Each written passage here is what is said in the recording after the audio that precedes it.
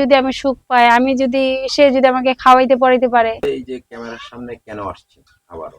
আমি ক্যামেরার সামনে আবার আসছি যে আমার মানুষের প্রয়োজন আছে, আর আমি লাইফে আসছিলাম, তাতে আমার কোনো কাজ হয় নাই, কোনো হেল্প সহযোগিতা পাই নাই, মানুষ পাই নাই। এই জন্য আমি দ্বিতীয়বার আবার আসছি, যে আমি লাইফে আসছি আমার কষ্টের কথাগুলো বলতে, জানাইতে, যে আমার লাইফের কথাগুলো সবাই শুনুক। আর আমি আসছি যে আমার একটা মেয়ে আছে, মেয়ে সন্তান আছে, 2.5 বছর বয়স তার। আমি মেয়েকে নিয়ে চলতে পারি না। মা আছে, মা অসুস্থ, মাকে ঠিক মতো খাওয়াইতে পারি না। আমি কাজ করে আনলে বাসার মা মেয়ে খাই, তাছাড়া খাইতে পারি না, চলতে পারি না। আমি একটা মেয়ে মানুষ হয়ে কোথায় যাব? মা অসুস্থ, কাজ করার মতো শক্তি নাই। বাচ্চা ছোট, বাচ্চাকে রাখার মতো আমার আম্মু চলাফেরা করতে পারে না, কিভাবে রাখবে? কারণ এই জন্য আমি লাইফে আসছি। আচ্ছা, তো এর আগেও তো ক্যামেরার সামনে আসছিলেন আপনি। তো এই পর্যন্ত কি আপনার সাহায্য সহযোগিতা কিছুই পান নাই? না, আমি এই পর্যন্ত সাহায্য সহযোগিতা অনেকে দুই একজন করছে, কয়েক টাকা করে দিছে, 200-400 করে আমার মেয়ের জন্য দিছে। কারণ আমি নিচ্ছি যেটা সেটা বলতে হবে। আর মনের মানুষ আমি এখনো পাই নাই বিধায় আমি আবার লাইফে আসছি, যে আমি যেন একটা মনের মানুষ পাই। আমার সন্তানকে নিয়ে অনেক কষ্টে আছি আমি। একটা দিন যাচ্ছে না, আমাদের বছর যাচ্ছে, আমরা খাওয়া খরচ চালাইতে পারতেছি না, নিজের বাচ্চার আশাক পোশাক পরাইতে পারতেছি না। আমি অনেক কষ্টে আছি। আমার একটা মাথার ছাদ প্রয়োজন, যে এমন একটা মানুষ চাচ্ছি যে আমাদেরকে সঙ্গ দিবে, আমাদের পাশে থাকবে, আমরা মামে চলতে পারবো সুন্দরভাবে। এরকম একটা, আমি যেখান থেকেই হোক, বাইরের দেশ হোক, দেশে হোক, যে যেই প্রান্তেই থাকে দেখো না কেন, সে আমার বাচ্চার জন্য যেন বাবা হয়, এটার জন্য আমি বিশেষ কারণে আসছি। আচ্ছা, তো আসলে এই যে দেশে হোক দেশের বাইরে হোক, এই পর্যন্ত যে ভিডিও করেছেন আপনি, একজনও কি সেরকম আপনি পান নাই? আমি সেরকম পাই না, যদিও পায় বাজে কমেন্ট করে, বাজে কথা বলে। কারণ ভাই আমি একটা মেয়ে মানুষ, আমি চাই যে একটা সৎ পথে চলতে। হ্যাঁ, আমাকে যে দায়িত্ব নিবে, আমার পাশে যে থাকবে, সে আমার দায়িত্ব নেক, তার সাথে আমার বন্ধুত্ব হোক। জাস্ট আমার তার সাথে সব রকমের কথা হবে, কিন্তু তার আগে হচ্ছে অনেক রকমের কথা বলে। কারণ আমি তো একটা নারী ভাই, আমার একটা মানুষের প্রয়োজন। আমি একটা এমন শক্ত মানুষ চাই, যে সবসময় আমার পাশে থাকে, আমার বাচ্চার বাবা হিসেবে যেন সে মূল্য দেয়। যে বুঝতে পারে না আমার সন্তান যে তার বাবা নাই, সে জন্মদাতা বাবা নাই, এমন একটা বাবা চাচ্ছি আমি। আর কাজ কাম করে আমি তেমন কোথাও বাসা বাড়িতে কাজ পাচ্ছি না। পাইলেও মানুষ অনেক রকমের কথা বলে, তো কোথায় যাব আমি এখন, বলেন?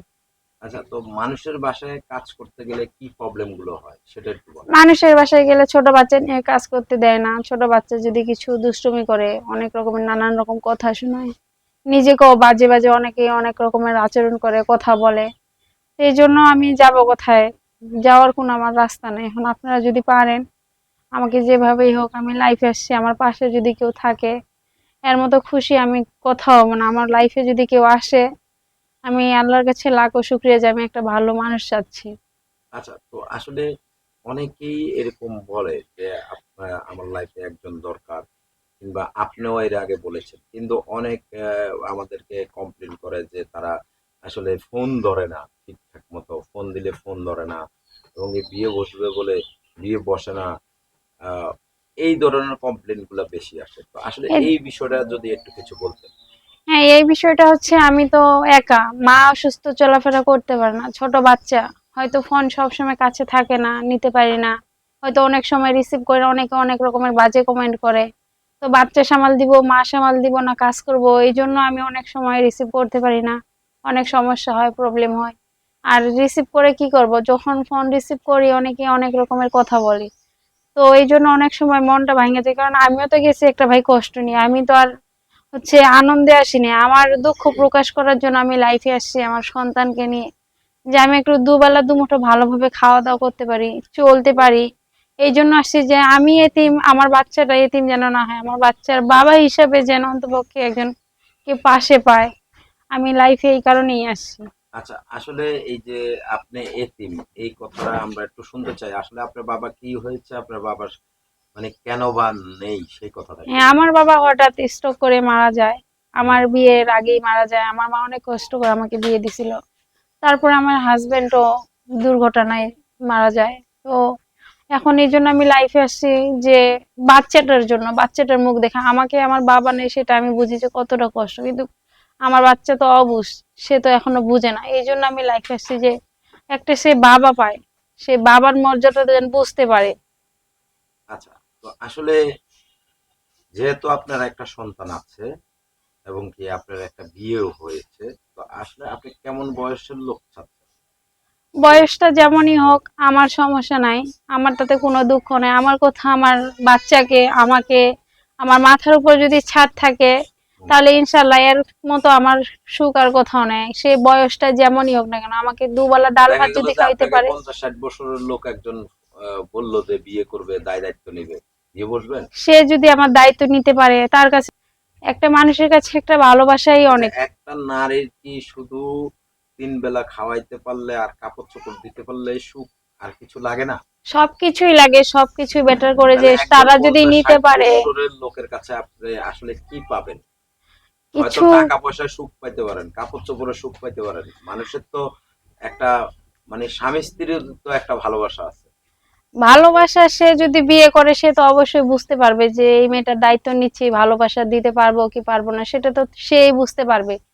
তো আমার কথা যে বয়সটা যেমনই হোক তাতে আমার কোনো দুঃখ নাই, কিন্তু আমি চাই আমার বাচ্চার বাবা হিসাবে আর ছাদ হিসাবে একজন লাগবে, আমাদের প্রয়োজন। আচ্ছা, তো আসলে আপনার বাচ্চার বাবা প্রয়োজন, আপনার একজন স্বামী প্রয়োজন, প্রয়োজন, মূলত কথা হ্যাঁ হচ্ছে আমার এটাই। স্বামীর প্রয়োজন। আচ্ছা, তো তার মানে দেশের বাড়ি কোথায় হতে হবে কিংবা কেমন হতে হবে সেটা একটু বলেন তো। দেশের বাড়ি যে প্রান্তেই হোক আমার তাতে কোনো সমস্যা নাই। সে, আমি চাই সে যেন ভালো হয়, ভদ্রঘরের হয়। আমি চাই সে যেন আমাকে সব জায়গাতেই সব সময় দেখাশোনা করতে পারে। আমি তার প্রতি ভালোবাসা জন্মাইতে পারি, সে আমার প্রতি থাকে, আমার বাচ্চার পাশে থাকে। এরকম একটা আমি মানুষ চাই যে যেখান প্রান্তেই হোক, মেয়েদের শ্বশুর বাড়িতে যাইতে হবে, আমি চাই একটা মানুষের হাত ধরে সারা জীবন কাটাইতে, সেই মানুষটা যেন আমার সাথে কথাবার্তা বলে, যোগাযোগ করে। আচ্ছা, তো আপনার সাথে যোগাযোগের কি ব্যবস্থা আছে? হ্যাঁ, আমার কাছে যোগাযোগের ব্যবস্থা আছে, ফোন নাম্বার আছে। আচ্ছা, এই ফোন নাম্বারটা দিলে কি আপনি ফোন ধরবেন না মানে ফোন ধরবেন না কোনটা? হ্যাঁ ইনশাল্লাহ, আমার সাথে যে যোগাযোগ করতে চায় কিংবা আমার দায়িত্ব নিতে চায়, আমি চাই যে 2 দিন 4 দিন এরকম না, যে আমার দায়িত্ব নিবে সে যেন একবারেই নিতে চায়, দেখে শুনে একবারেই করতে চায়। কারণ আমি তাকে ঘুরাইতে চাই না, সেও আমাকে যেন না ঘুরায়। এরকম আমি একটা মানুষ চাচ্ছি যে আমার বাচ্চা আমার প্রতি তাদের যেন মায়া মহব্বত থাকে। আচ্ছা, তো আপনার সেই যোগাযোগ নাম্বারটি বলুন, নাম্বারটি বলতে পারেন? হ্যাঁ আমি নাম্বার বলতেছি।